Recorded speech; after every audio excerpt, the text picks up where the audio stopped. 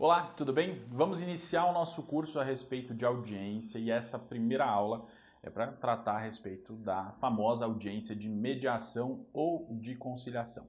E antes de a gente tratar do procedimento da audiência, é muito importante a gente saber aqui o que a doutrina tem falado a respeito dessa audiência de mediação ou de conciliação, que é uma novidade do CPC de 2015. Todo mundo sabe que deixou de existir no procedimento comum aquela chamada audiência preliminar, que era onde o juiz tentava fazer o acordo entre as partes e, não sendo possível o acordo, partia-se então para a fase de saneamento do processo.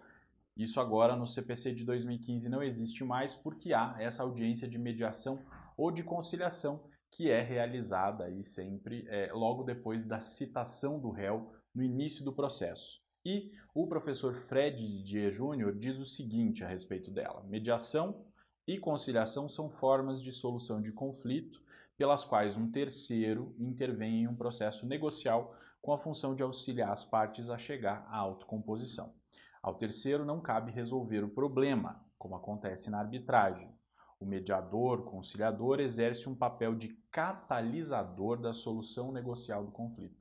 E essas lições são muito preciosas porque elas indicam exatamente qual é a função desse terceiro, né, que é o mediador ou o conciliador, dependendo do tipo de audiência que vai ser realizada, né, e que também vai depender do tipo de conflito estabelecido entre as partes.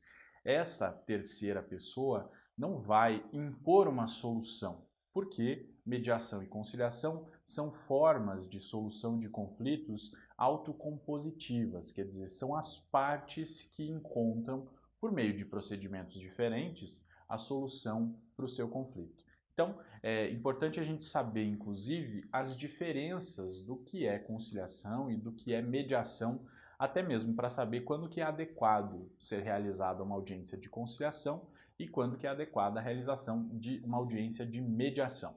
Falar então primeiro sobre a conciliação. O que se tem numa sessão de conciliação é um papel mais ativo do conciliador, né? Então, muito embora ele não tenha a função de resolver o conflito, ele tem a função de sugerir soluções para os conflitos. E esse tipo de tentativa autocompositiva é justamente sugerida naqueles casos em que as partes não têm um vínculo anterior. Quando as partes não têm um vínculo anterior, é muito salutar que uma terceira pessoa então possa propor eventuais soluções, né? Fazer sugestões às partes de como resolver aquele problema que as levou até o Poder Judiciário, de maneira que elas possam então, a partir dessas sugestões sugeridas, construir outras ideias e chegar a um consenso a respeito de solver aquele conflito, né? De resolver aquela situação.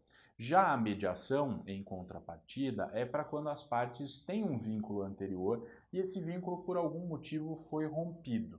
E aí o papel do conciliador, diferentemente do papel do conciliador, aliás, o papel do mediador, diferentemente do papel do conciliador, não vai ser o de sugerir alternativas para a solução do caso. O mediador aí, ele vai ter uma função de tentar restabelecer aquele vínculo que foi rompido, de modo que as partes sejam estimuladas por si próprias mesmo a buscar uma solução. Então, as sugestões não serão feitas na mediação, porque na mediação, considerando a existência desse vínculo anterior aí, nela o que vai acontecer é que o mediador vai reconstruir esse vínculo, né, ou vai tentar reconstruir esse vínculo para que as partes então possam chegar a um consenso a respeito daquele conflito que as levou ao Poder Judiciário. Então, a decisão a respeito de se nós teremos uma audiência de mediação ou se teremos uma audiência de conciliação vai ser do juiz, e ele pode inclusive ouvir as partes a respeito, né, para saber qual é o melhor método. A audiência, basicamente, vai seguir o mesmo procedimento, o que vai variar é a técnica que vai ser utilizada durante a audiência para se chegar à solução ou à possível solução daquele conflito, ok? Então, é necessário analisar os aspectos fáticos da causa para saber se o ideal é mediação ou se o ideal é conciliação. E essa audiência, ela está prevista lá no artigo 334 do CPC, que diz o seguinte: Se a petição inicial preencher os requisitos essenciais e não for o caso de improcedência liminar do pedido, o juiz designará audiência de conciliação ou de mediação com antecedência mínima de 30 dias, devendo ser citado o réu com pelo menos 20 dias de antecedência. Então, nessa previsão legal aqui, a gente tem que retirar algumas informações que são importantes aqui. Então, uma vez que a petição inicial esteja em ordem, né, e não sendo o caso de improcedência liminar do pedido, né, não sendo o caso de o juiz julgar o mérito a favor do réu sem mesmo citá-lo, ele vai designar essa audiência de conciliação. Mais um detalhe é que a audiência de conciliação, obviamente, ou de mediação, ela tem que ter por objeto, aquela causa tem que ter por objeto um direito que possa, que seja passível de negociação, né? Então, não pode ser aí um direito que haja proibição legal de que as partes façam acordo a respeito dele. Então, mais um requisito aí que a gente tem que inserir para que essa audiência de mediação ou de conciliação seja designada. E o parágrafo 4º desse artigo 334 vai estabelecer as hipóteses em que a audiência não será realizada. Então, em regra, ela é realizada. Essa é a regra geral, né? E aí o parágrafo 4º vai estabelecer ali as hipóteses em que o juiz não vai agendar a audiência de mediação ou de conciliação. Primeira hipótese é quando ambas as partes manifestarem expressamente desinteresse na composição consensual. Olha só que coisa importante essa informação aqui. A petição inicial tem lá dentre os seus requisitos do artigo 319 a necessidade de a parte indicar se deseja ou não deseja participar da audiência de mediação ou de conciliação. Porque se o autor se manifesta no sentido de que não deseja participar da audiência e depois o réu também, né, se manifesta no sentido de que não deseja, o juiz, se designou, não vai designar a audiência de mediação ou de conciliação, ou seja, essa audiência não vai ser realizada. Mas é importante frisar que essa manifestação tem que ser de ambas as partes. Isso é importante porque, inclusive, essa é uma questão que tem sido discutida nas lides forenses diárias aí, justamente porque ela impõe a realização da audiência. E aí uma parcela da doutrina tem feito uma crítica muito severa a essa disposição legal aqui. Como assim?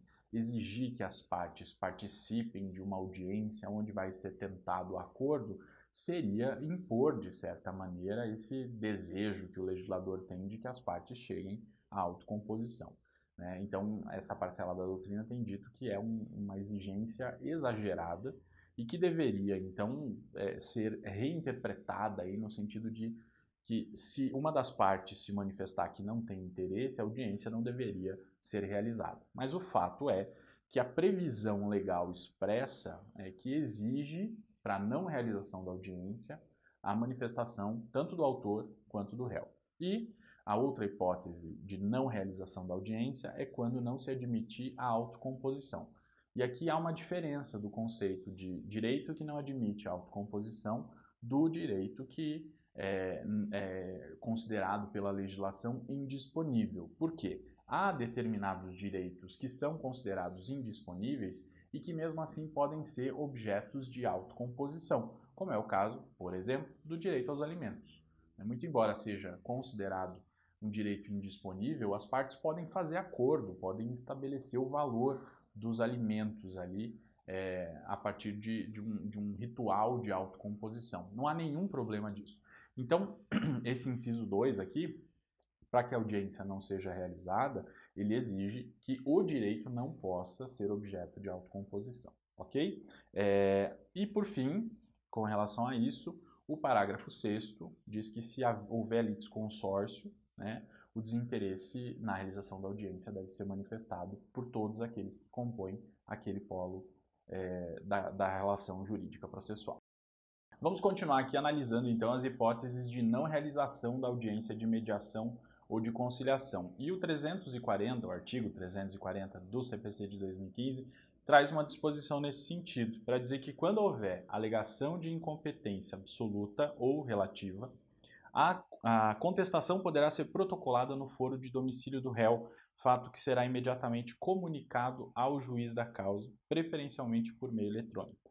O parágrafo 3º complementa essa disposição para dizer que, se for alegada a incompetência nos termos do caput, será suspensa a realização da audiência de mediação ou de conciliação. E o parágrafo 4º prossegue para dizer que, quando essa questão da competência for resolvida, o juiz competente vai determinar a realização de nova audiência. Então, essa é uma hipótese em que a audiência de mediação ou de conciliação não vai ser realizada, ou pelo menos a sua realização vai ser adiada por um tempo até que se resolva essa questão relativa à incompetência alegada pelo réu. Perceba ali que no 340 ele dá ao réu a possibilidade de propor, né, de protocolar a sua contestação no seu foro de domicílio, quer dizer que não é necessariamente o foro onde a ação foi proposta. E até que se defina, então, se é o foro de domicílio do réu ou se é o foro onde o autor propôs a ação, o competente para a análise da causa, a realização da audiência fica suspensa. E aí ela pode ser redesignada posteriormente, se for o caso, se for necessário, e se as partes desejarem, né, buscar uma conciliação por meio da conciliação, um acordo por meio da conciliação ou da mediação. O parágrafo 8º do artigo 334 trata de uma hipótese específica de não comparecimento da parte na audiência. E ele diz que o não comparecimento injustificado do autor ou do réu à audiência de conciliação é considerado ato atentatório à dignidade da justiça e será sancionado com multa de até 2% da vantagem econômica pretendida ou do valor da causa, revertida em favor da União ou do Estado. Então, o legislador veio com tanta ênfase, né, veio dar tanta ênfase a essa audiência de mediação ou de conciliação e dar ênfase a esses métodos consensuais de solução de conflitos, que ele estabeleceu essa multa aí prevista no artigo 334, parágrafo 8º. Quer dizer, se a parte não comparece na audiência e não apresenta uma justificativa, né, desse não comparecimento aqui, esse ato de omissão é considerado um ato atentatório à dignidade da justiça. Não é um ato de litigância de má-fé. É até mais grave ainda, né, porque é um ato atentatório à dignidade da justiça. E ele vai sofrer uma sanção aí de uma multa que pode ser de até 2% da vantagem econômica que pretende obter ou do valor da causa, a fim de punir essa parte que deixou de participar dessa audiência que a legislação considera tão importante aí. Então, essas discussões todas sobre a obrigatoriedade dessa audiência nesse procedimento novo inaugurado pelo CPC de 2015 também acabam desaguando na fixação dessa multa, né, pelo não comparecimento. Aqui, mais uma vez, o legislador reforça que ele quer que a parte participe dessa audiência. E, então, para não correr o risco de sofrer essa multa aqui, se a parte não deseja participar, ela precisa se manifestar e o juiz vai ter que colher a manifestação da parte contrária também para saber se há um desinteresse geral na realização da audiência. Mas uma vez que ela tenha sido designada, a parte deve comparecer de modo que não sofra essa sanção prevista aqui no parágrafo 8º. O parágrafo 7º traz a possibilidade de essa audiência se realizar por meio eletrônico, nos termos da lei, né? Aqui é uma possibilidade que o legislador dá para, inclusive, facilitar o acesso das partes, né? E, de modo geral, facilitar o acesso à justiça. Então, se acontecer algum imprevisto, ou se a parte estiver viajando e não puder ir até o foro, né, e não puder ir até o local em que a audiência vai ser realizada, é possível que se invoque esse parágrafo 7º do artigo 334 e que essa audiência seja realizada por meio eletrônico. Quer dizer, a parte vai participar da audiência, só não vai estar presente fisicamente, ela vai se fazer presente virtualmente, e aí é necessário que o juiz abra, inclusive, essa possibilidade. É óbvio que essa participação por meio eletrônico ela tem um caráter excepcional, quer dizer, que só quando for de fato impossível a presença física da parte por algum motivo, e ela vai ter que apresentar esse motivo, comprovar para o juiz esse motivo, e então o juiz pode determinar a realização da audiência por meio eletrônico. Não sendo assim também, o parágrafo 10 dá à parte a possibilidade de se fazer representada na audiência. Diz o parágrafo 10 que a parte poderá constituir representante por meio de procuração específica, com poderes para negociar e transigir. Então, não sendo possível a presença da parte, não sendo possível a realização por meio eletrônico, o artigo 334, em seu parágrafo 10, ainda dá essa possibilidade de que seja realizada a audiência por meio de representação. Quer dizer, mas aí vai precisar de uma procuração específica. A parte precisa nomear um procurador seu, né, que esteja na audiência especificamente para buscar a conciliação ou a mediação em seu nome, né? Então, é necessário que tenha essa procuração específica e essa procuração tem que ter poderes para negociar e transigir, né? Para apresentar propostas, para apresentar contrapropostas e para aceitar ou mesmo não aceitar propostas feitas pela parte contrária.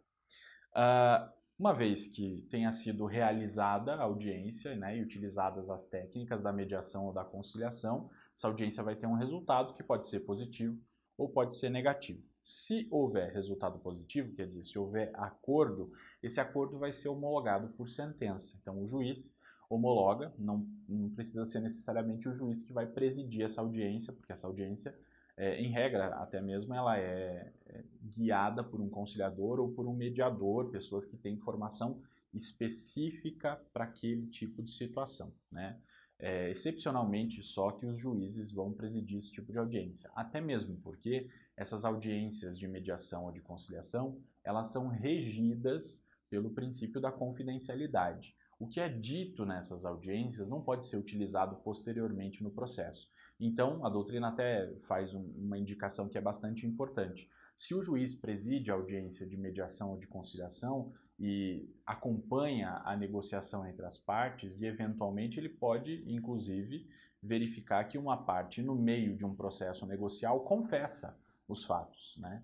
Agora, essa confissão não serve como prova posteriormente, porque essa confissão permanece na audiência de mediação ou de conciliação. Quer dizer, se não der acordo, se essa audiência não tiver um resultado positivo, aquela confissão feita na audiência não pode ser utilizada posteriormente como meio de prova contra a parte que confessou, porque essas audiências são regidas aí pela confidencialidade. Daí porque não seria adequado que o juiz da causa presidisse a audiência, porque ele poderia ser contaminado por essas informações trocadas pelas partes aí ao longo desse procedimento negocial. É possível, de acordo com o entendimento doutrinário também, a composição parcial do conflito. Então, as partes não chegaram a um acordo sobre o todo, mas chegaram a um acordo sobre uma parte do que está sendo discutido no processo. Aí seria perfeitamente possível que as partes fizessem um acordo parcial, quer dizer, aí resolve-se parcialmente a lide, o juiz homologa parcialmente, né? Aqui, homologa o acordo que resolve parcialmente a lide, e o processo segue para discutir o que não foi objeto de acordo. Isso está previsto lá no enunciado número 576 do Fórum Permanente dos Processualistas Civis, que edita enunciados interpretativos do Código de Processo Civil e possibilita, então, ao juiz fazer uma homologação parcial, né, se a composição for parcial, e o processo segue com relação ao restante da discussão. Se o resultado for negativo, quer dizer, na audiência não for possível a realização do acordo, o processo segue e aí inicia-se o prazo para a defesa do réu. É o que está previsto lá no artigo 335, que diz que o réu pode oferecer contestação por petição no prazo de 15 dias e o termo inicial desse prazo de 15 dias, de acordo com o inciso 1, vai ser a audiência de conciliação ou de mediação, ou a última sessão de conciliação, quando a parte não comparecer, ou se ela comparecer, não houver composição. Então, esse é o dia do início do prazo, né? Quer dizer, é o dia 0. E o primeiro dia do prazo vai ser o primeiro dia útil subsequente ao dia da audiência. E, só para finalizar aqui, se o réu protocolar pedido pedindo o cancelamento da audiência, que o autor também não quer participar, esse prazo para contestação conta-se da data do protocolo desse requerimento. Então, o réu precisa ficar atento aí, hein? Se protocolar um pedido para que a audiência não seja realizada, o prazo para contestação começa a contar do protocolo do pedido, não é nem do deferimento pelo juiz, é do protocolo. Ok? Era isso que nós tínhamos para tratar a respeito da audiência de mediação ou de conciliação. Nos vemos na próxima aula. Até lá! Se você gostou desse vídeo e quer continuar assistindo, confere aqui na descrição o link do site que tem um curso completo sobre audiências cíveis para você. Até mais!